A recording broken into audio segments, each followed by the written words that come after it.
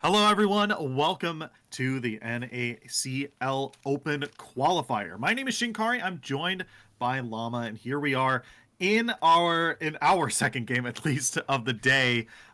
We've got Polestars and Morningstar White. The Polestars are going to be on the blue side, I Yeah, believe. I Just believe double so. checking. Yep. And the Morningstar White is going to be on the red. Now, this is the ninth and the 14th seed going up against each other. Both are 2-1, and had a completely different paths to that 2-1, They almost did. completely opposite of one another.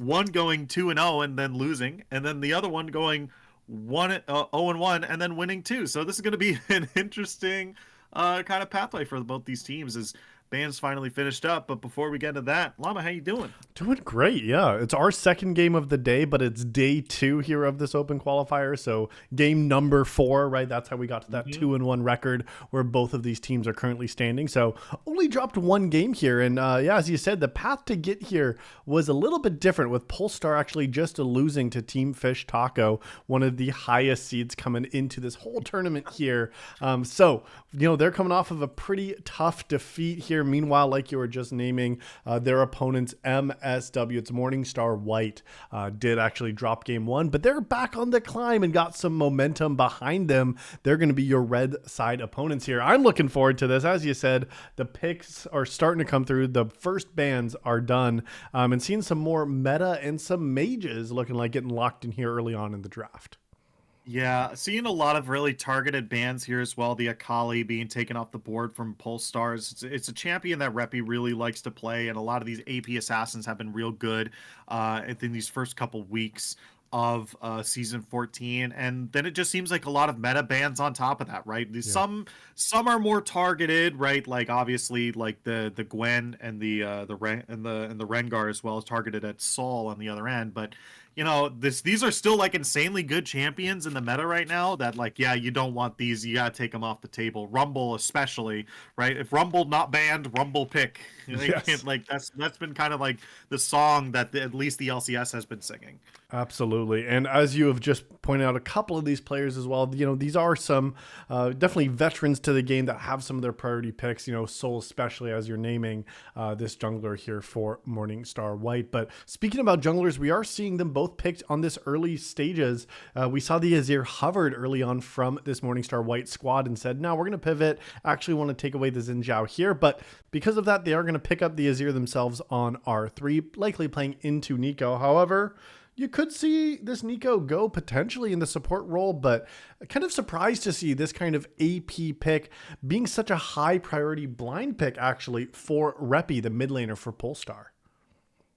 Yeah, it's looking pretty, yeah, like Nico pretty high on that pick as well. And Nico offers a lot of utility to your team and can sometimes be like kind of like a second support, but then she does like a quadrillion damage and you're just like, oh, okay. It should be really good when paired with the Varus, depending Yeah. on like if they're able to land that ultimate as well. There's some nice mechanical synergy there, but I think the big thing for me here is the Viego. I'm a huge fan of Viego. I really like Viego a whole lot. He's very incidentally incredibly tanky, and he has a lot of powerful tools in his kit as well. We've been seeing him a bit in that in the pro play as well. So I'm excited to see this Viego piloted by Kryra for the Polestars here. It's not exactly their most well-known champion, but I am definitely excited to see some top-level Viego play. Absolutely. It has such high skill potential. I remember when it was just pick ban as well, like we're seeing the Rumble now when it was overtuned, Yeah. but now it's at a great spot in the meta.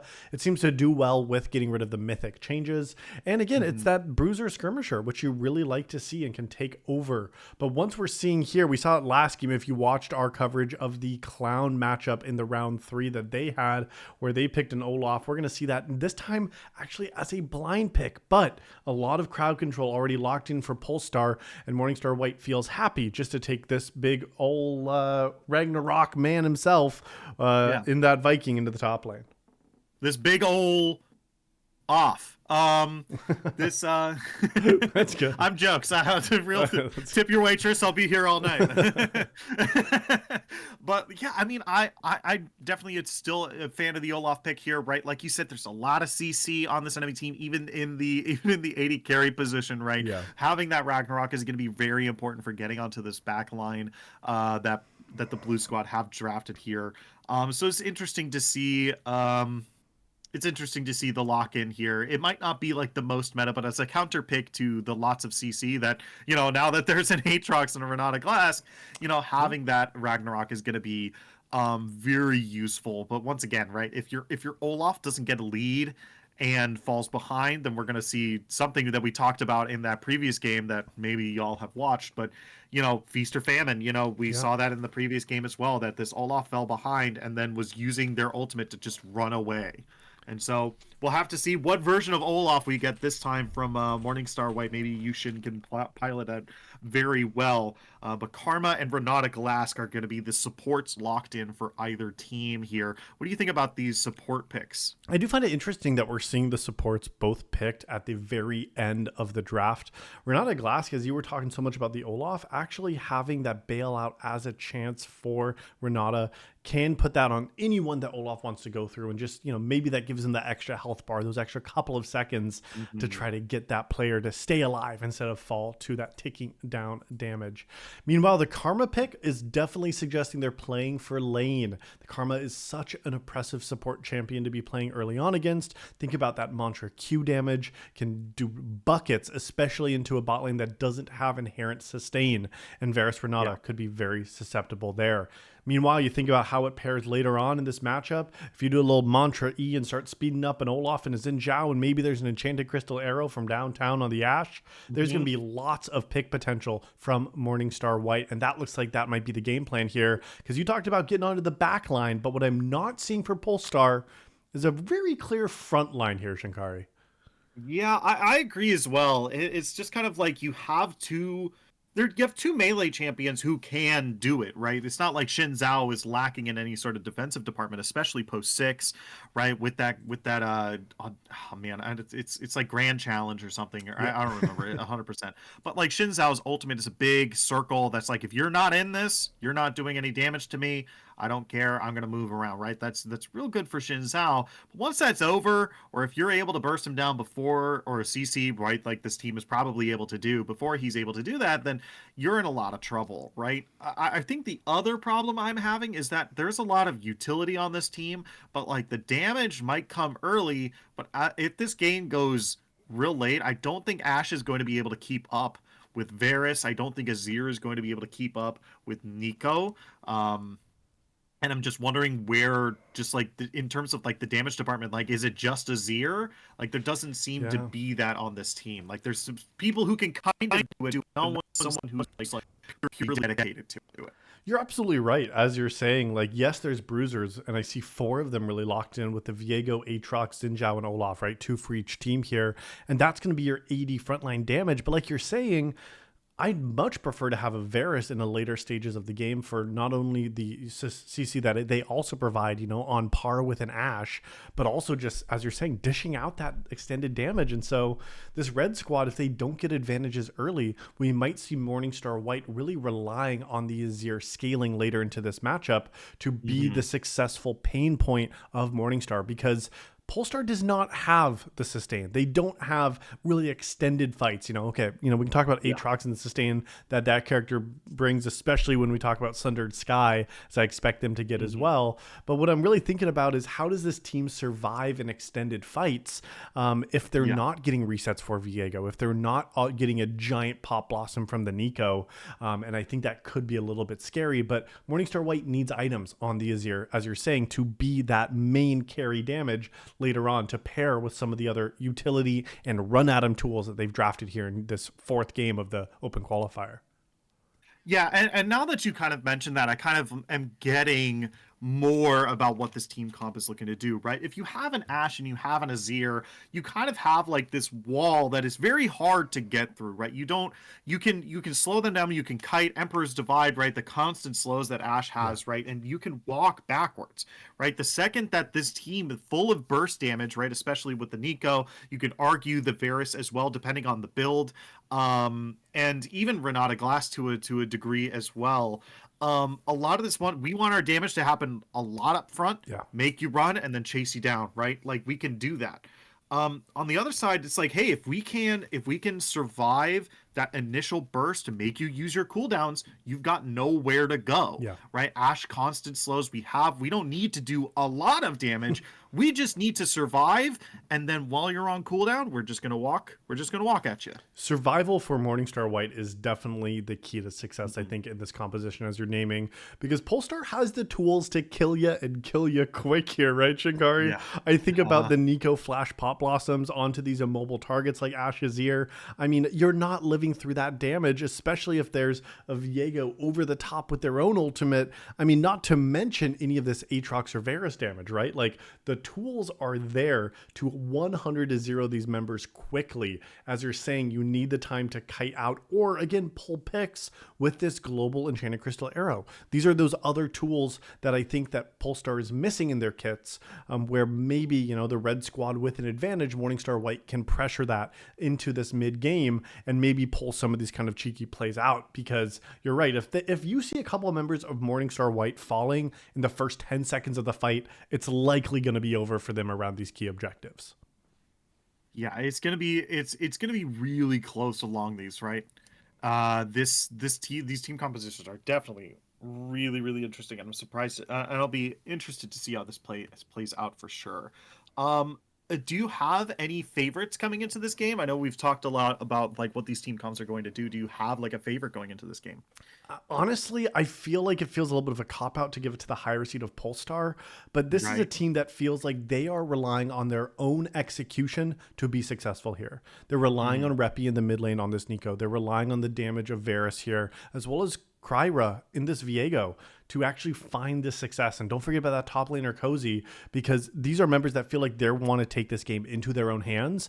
And until they prove otherwise, I'm going to trust them to beat the aggressors here and find that success. I do think Morningstar White has come in with a great game plan, but it does feel responsive and it feels a little bit defensive, but also gives them some tools of their own. But I think it's going to be more on Polestar misplaying than Morningstar White taking advantage there. And that's why I'm giving this edge a little bit to Polestar here in game 4.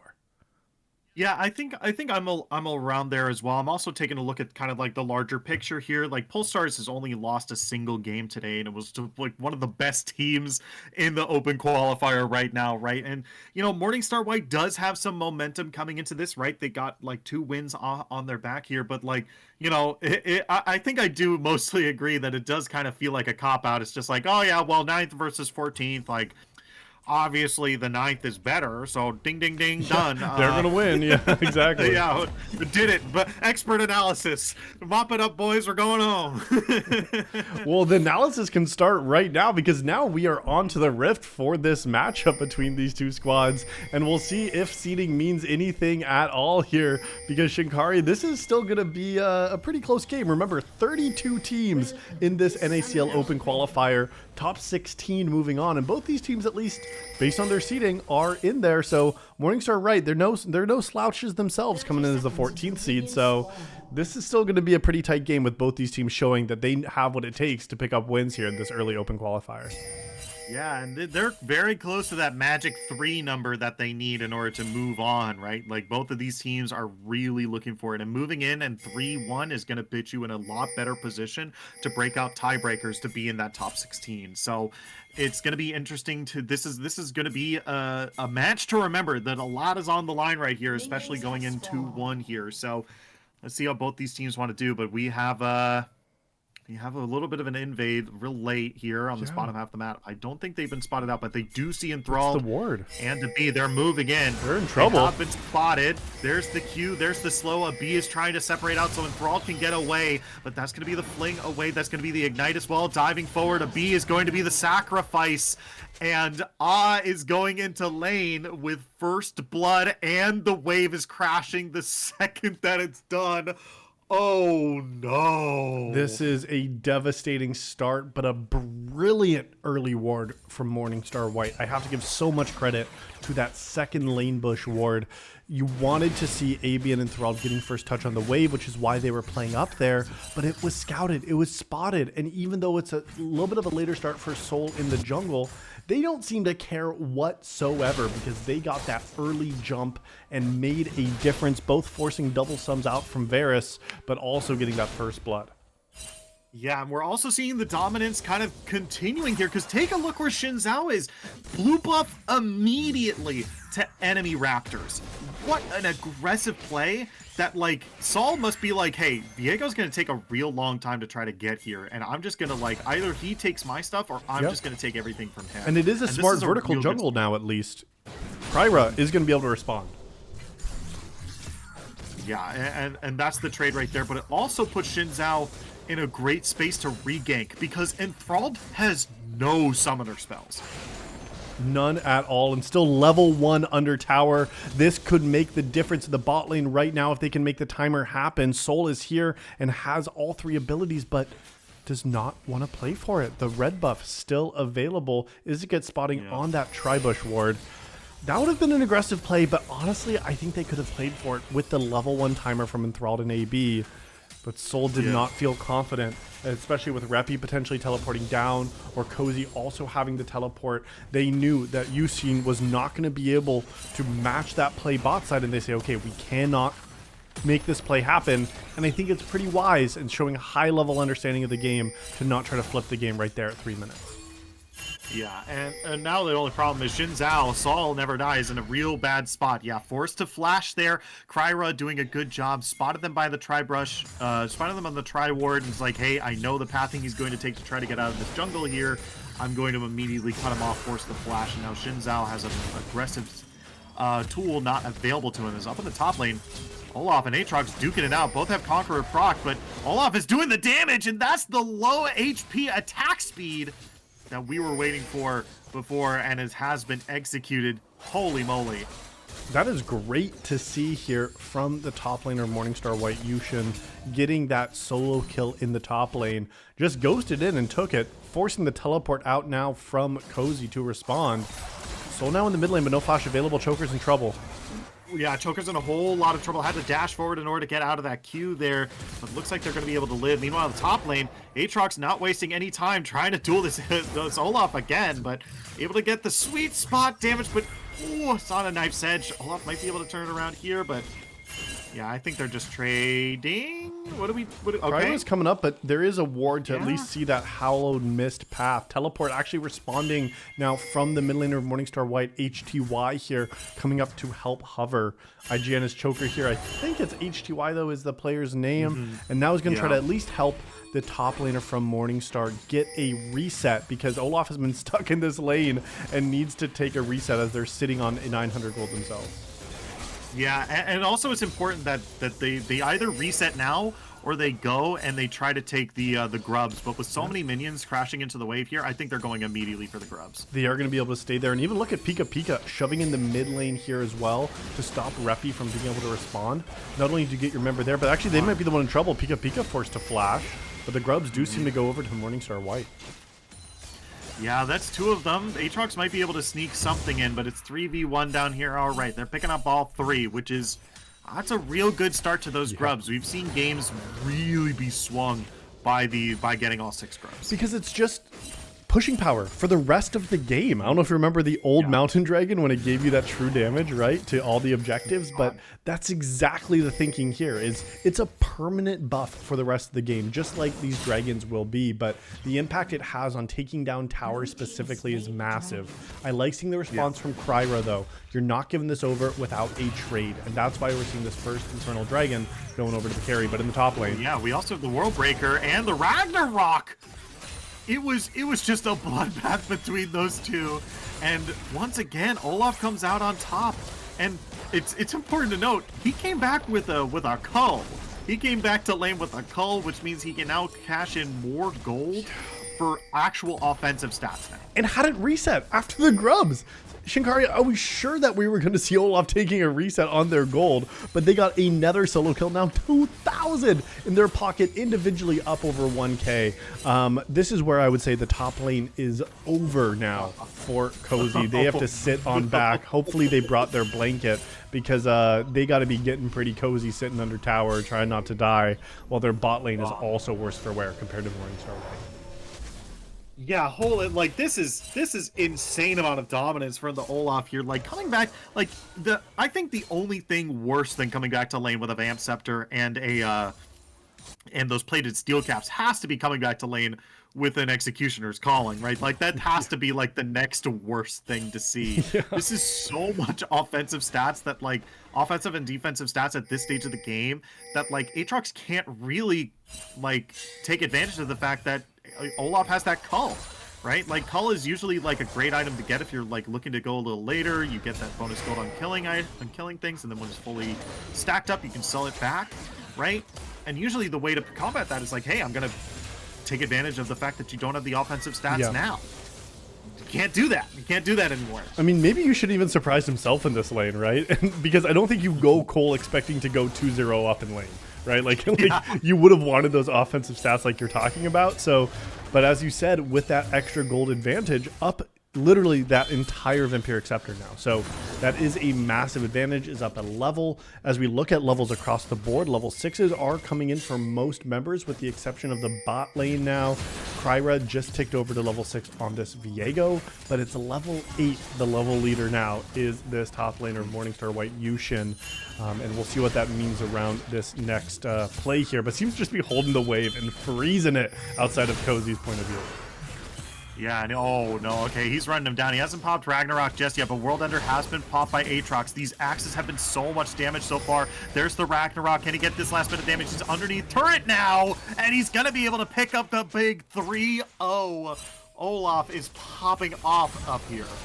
Popping off, and now the objective bounty, if you take down that big Olaf, is going to be 350, 350 gold on top of that kill. If anyone can slay this top laner, because Yushin has been dominating the early game, and Soul Never Die doesn't even have anything to do with it, can just say, I'm just going to keep invading the enemy on the bot side of the map, because Ah and Pika Pika are continuing to just shred these plates in the bot lane too, with the powerful early game of Karma and Nat. Yeah, and I think this is really good by Soul Never Die here, right? Like, he doesn't need to go up in the top half of the map. If he continues to invade this bottom half, he's going to pull Kryra down here, right? Like, he didn't need to take the red buff there. All he needs to do is take Viego and just be like, hey, what are you going to do about this Olaf? It's like, oh, I'm going to go top lane. It's like, okay, I will take your bottom half. I'll take everything, right? And Viego needs this. Viego needs a little bit more items under his belt in order to make sure that he's getting those resets. And that's going to make it even harder to contest these second grubs that have now spawned on the map. We're a minute until the second dragon, but with grublings available and all three taken originally from Morningstar White, I expect these other three to go down uncontested, because like you're saying, you cannot respond to the Olaf. Even if Viego goes up there right now, I think Olaf is just going to take the 2v1 for himself. So after this wave crashes, the second set of Void Grubs will be taken too. And with 40 seconds till the dragon, there still could be a timer if Morningstar White wants to rotate down to the dragon, maybe to stop that stacking, because across the board, we're seeing a 3,000 gold difference at 10 minutes into this game. It's all Morningstar White for the Yeah, it's all Morningstar White all the way down. It's you know, like you said, it's insanely powerful, and I feel like they just like, hey, like, we just kind of need to play for later, and Dragon is the objective to do that with, right? The Dragon stacking provides a lot of stats for you that you wouldn't normally get, and we're getting an Earth Drake in just a little bit, so that's more defenses for your team as well. But like you said, that kind of mismatched timer means now that the red team can back from those grubs and immediately show up in the spot lane, and look who's here. There's Olaf. And look at the level difference right now. No one is even Yeah. close to the power of this Viking here. Actually, in the top lane, H2I is going to go in onto Cozy and says, I have a teleport to join if I need and can match if they want to take the 5v5. This would be dangerous for Polestar to try to contest. Yeah, looks like they're trying to at least mosey on in there, but they can't quite find the inside track as Soul Never Dies. The closest to the enemy bot lane here, but it doesn't look like they're going to be able to capitalize that on as well as they'd like. We got a Chemtech Soul map as well, which means that'll be some interesting late game stuff just when folks get low on HP. Let's see how they choose to navigate this, because now we have the empowered plants as well. Yeah, that's really my favorite part of the Chemtech Soul here, Shinkari, is how you see the plants morph and change here with the extended vision and the extra heal as well as shield from the honey fruits here, right? As well as the Giga Blast cones, right? These are really fun additions to how it affects the map. Feels like more than almost any other soul.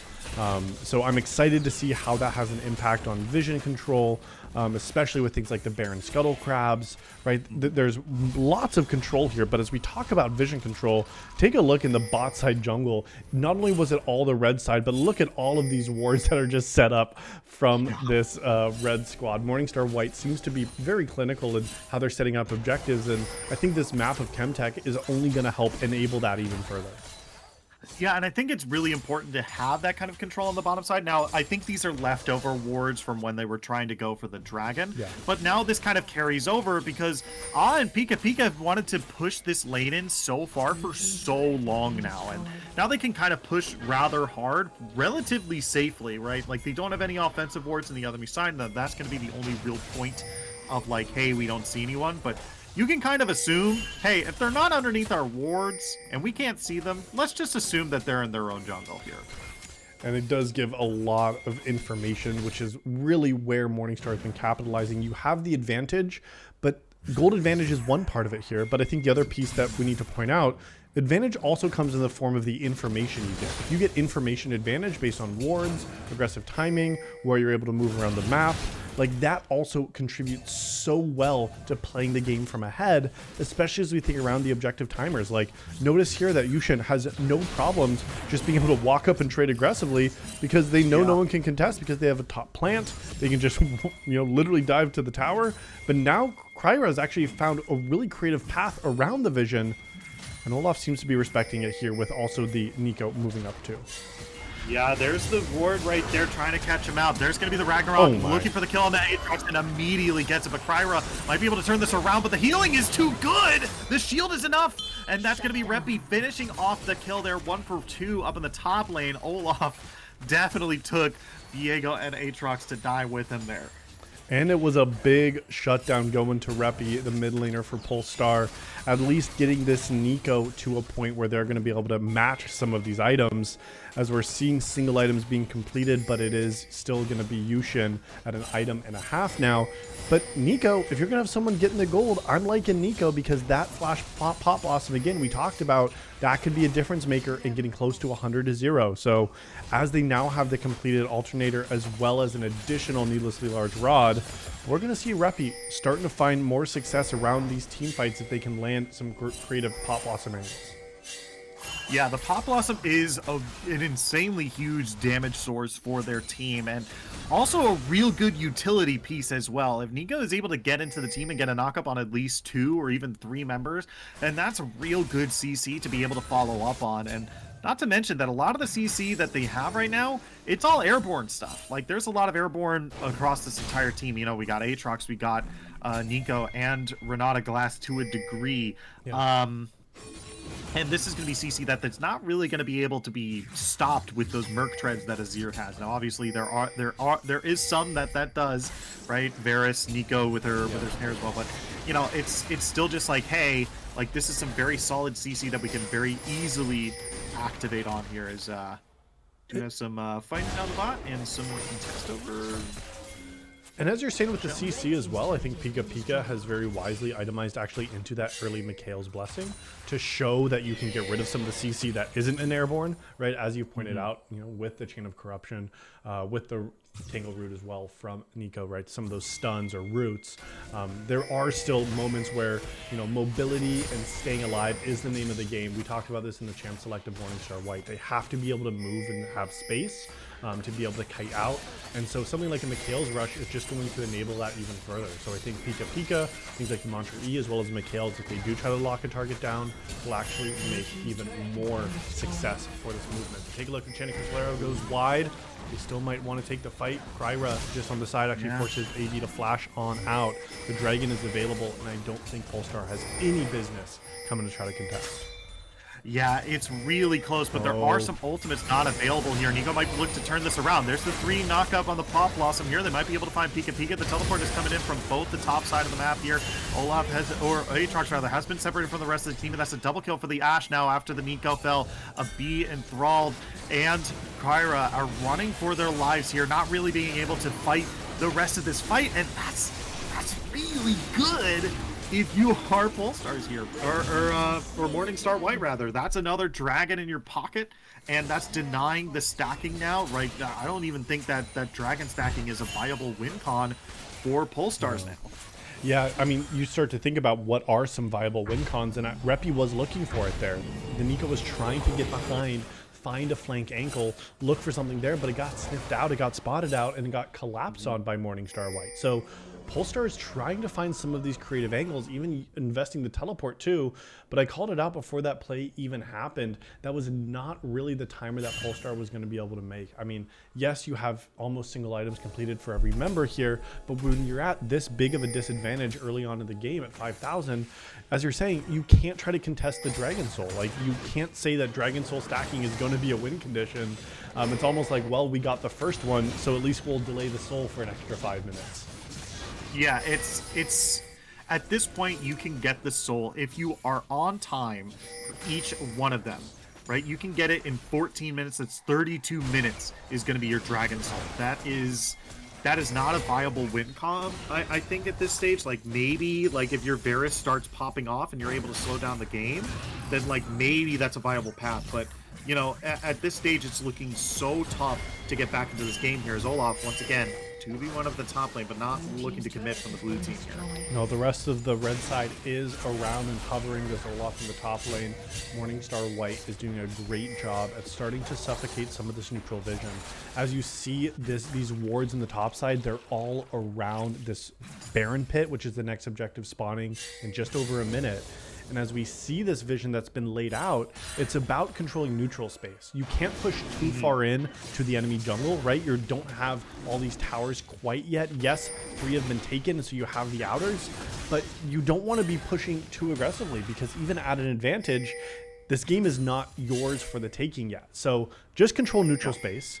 Allow the enemy team to at least play, you know, safely under their tower, and then as you have numbers and you can push these advantages out, so can you also push your vision line, and you can push that into the enemy jungle. But right now it's just about controlling the river, and Morningstar White is doing a great job with that.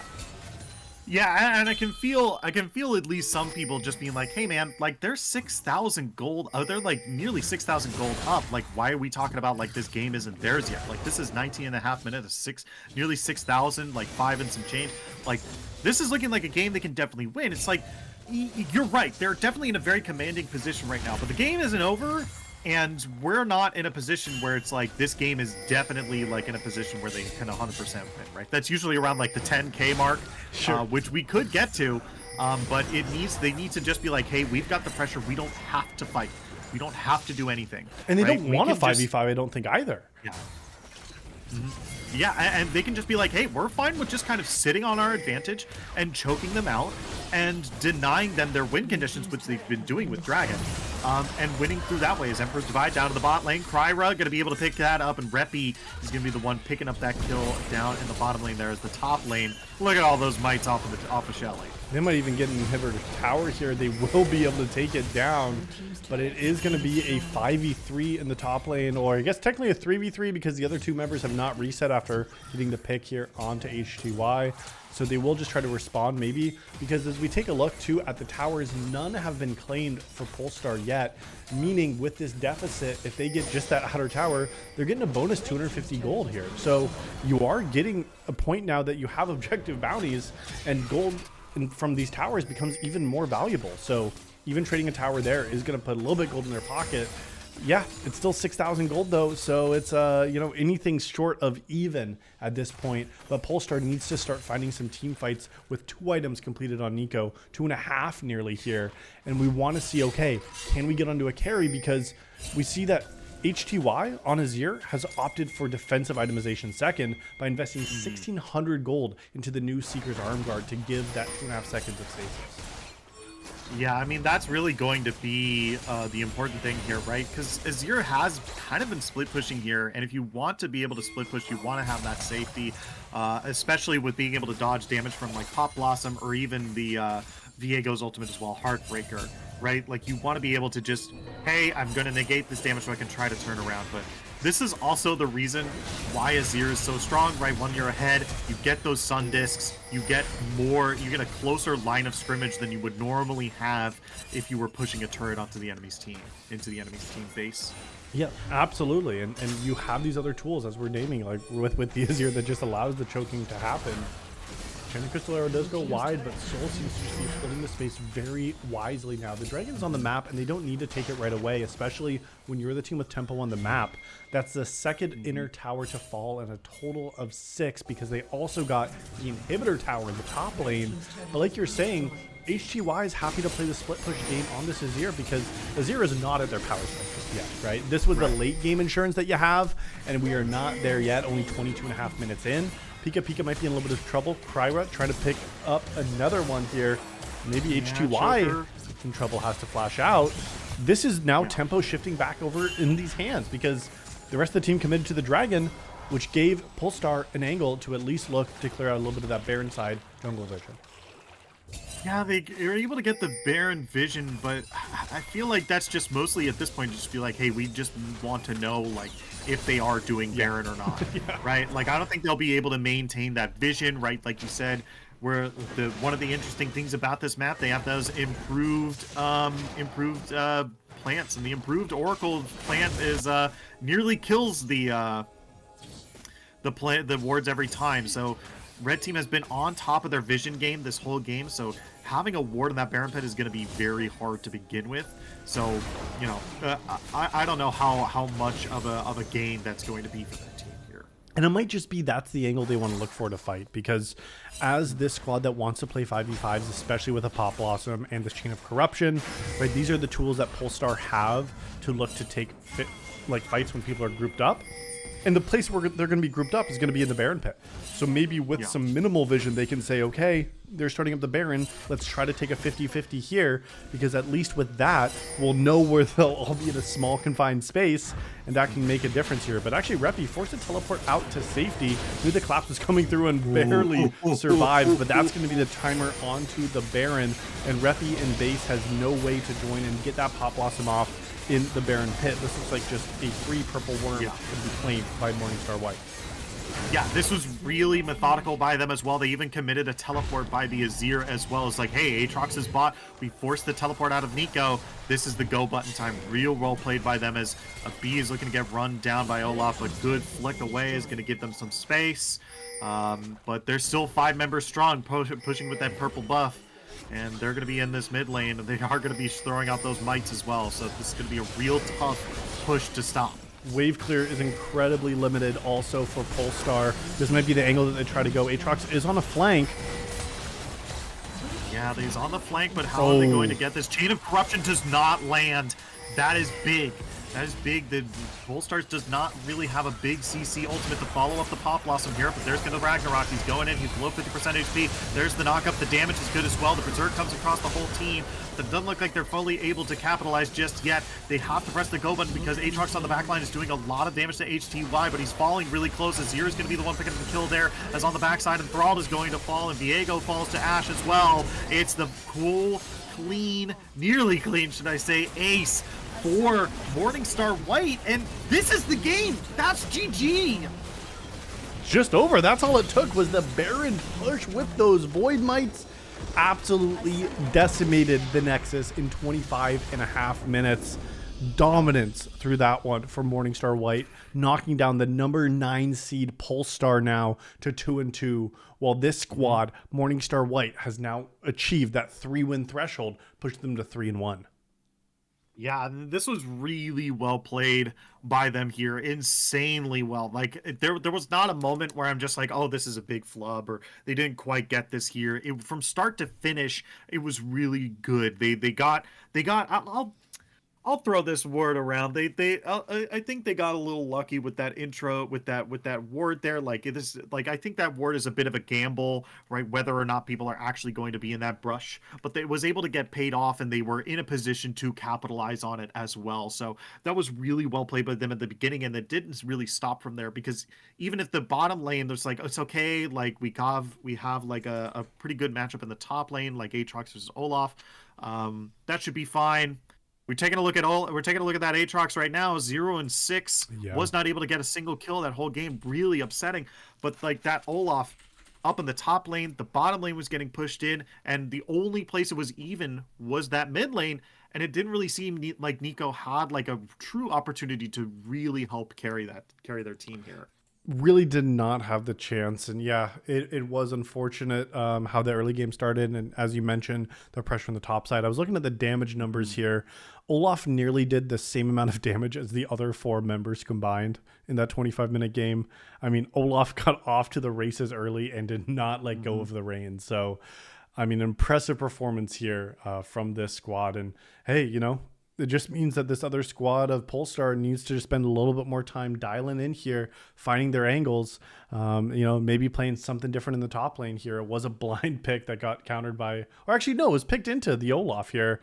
Aatrox, maybe we got to rethink what that's going to look like here in this last game. But there is still one more game for both of these teams here in the open qualifier for NACL. We're going to see what happens next on the Rift for one more round of action today.